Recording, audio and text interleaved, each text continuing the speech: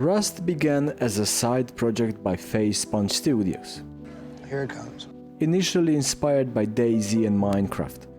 Its early days were rough, graphically simple with basic mechanics. Draw pictures of dicks. But the core idea of combining crafting, base building and hostile multiplayer interactions was already in place. So allow me to tell you why Rust is one of the best games I ever played and why I have a love-hate relationship with it. What? Over the years, Facepunch rebuilt Rust from the ground up, improving visuals, Dicks? performance and systems, all while adding layers of complexity. I just sit there for hours on end drawing dicks. This dedication to long-term improvement turned Rust from a niche early access curiosity into one of the most respected survival titles on the market. Like a man dick? In the vast and ever-evolving landscape of online gaming, few titles have achieved the cultural footprint, emotional intensity and emergent gameplay complexity of Rust. Drawing the shape of a penis. First released in early access in 2013, Rust has transformed from a survival experiment into a global phenomenon. While it may not cater to every gamer's taste, I've been looking at those things with the little gray. its ability to blend raw survival mechanics, human psychology and social interaction into single experience makes it one of the best games ever created. And I promise, it's not all because players run around naked. You hit Becca's foot with your dick? Or Drugs. at its heart, Rust is a game about survival in purest sense.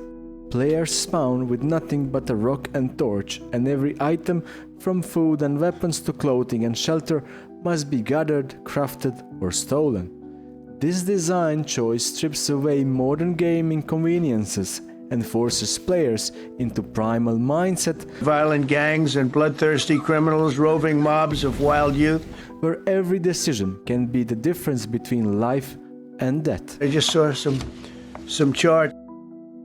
The permanent threat of hunger, wildlife, environmental hazards, and most importantly, other players create a constant tension that few games can replicate. He calls it my While parents. Rust is primarily a PvP game, PvE elements like hunting, farming, electricity systems, and NPC monuments add depth to its core. Super gay. Players who prefer building and resource gathering can still thrive, especially on custom servers. This balance between PvP chaos and PvE creativity means Rust caters to a variety of playstyles without diluting its core survival challenge. One of the Rust's greatest strengths is its lack of scripted narratives. Instead, it thrives on emergent gameplay, stories that are not written by developers but are forged originally by the players themselves. I want to get the drug prices down by 1,000%, 1,200%. In Rust, alliances are formed and broken in seconds. You know, I'm going to see Putin. I'm going to Russia on Friday. You might work side by side with a stranger to take down a bear, only to have them betray you moments later to loot your body. This unpredictability transforms each server into living, breathing ecosystem. We'll have drug prices coming down by 500, 600, 800, even 1,200%. Where no two experiences are ever the same. Rust is one of the few games where the line between friend and foe is never clear, making trust both a valuable and dangerous commodity, but players seem to love it. Unlike games that guide players through predefined roles or missions, Rust offers complete freedom. Drugged out maniacs and homeless people, ATVs, motorbikes, they travel pretty well. Some players become ruthless bandits, others form peaceful trading hubs, where some dedicate their time to building monumental bases that function both as fortresses and symbols of your dominance. I think we need a ballroom, and that's happening. It's going to be a beautiful I ballroom. must say that the game, for what I believe, has become a synonym for grieving. You successfully grieve someone and you win. This diversity of roles encourages diplomacy, treachery, and complex social hierarchies, often reflecting real-world human behavior in fascinating ways. European Union, we're going to charge them 20%. Vietnam, they charge us 90%. We're going to charge them 46% tariff. The game effectively becomes a psychological sandbox, an experiment in trust, greed, and cooperation. Rust is unapologetically unforgiving. When you die, you lose everything you're carrying. Okay. This high-stakes environment makes every encounter meaningful. The thrill of successfully ambushing an enemy and walking away with hours of their hard-earned loot is matched only by crushing despair or losing your own. This emotional intensity is a rare quality in gaming, making victories euphoric and defeats devastating, ensuring that players remain invested.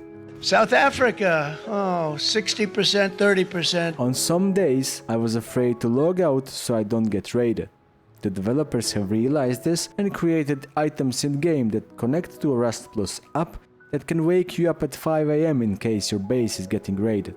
Since its official release in 2018, Rust has received consistent updates, introducing new weapons, monuments, building options and quality of life improvements, completely for free, which is very rare in today's gaming landscape.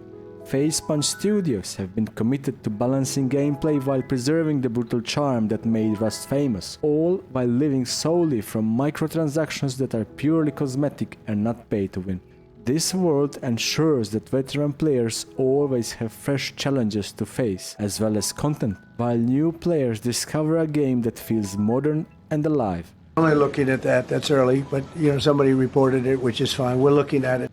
Of course, all of this has resulted in positive player retention and influx of new players. This one chart really says it better than anything. And other developers, such as Amazon for New World and others like Concord, The Day Before, Fallout 76, No Man's Skies, Batman, The World Z, and so much more, should take the note of.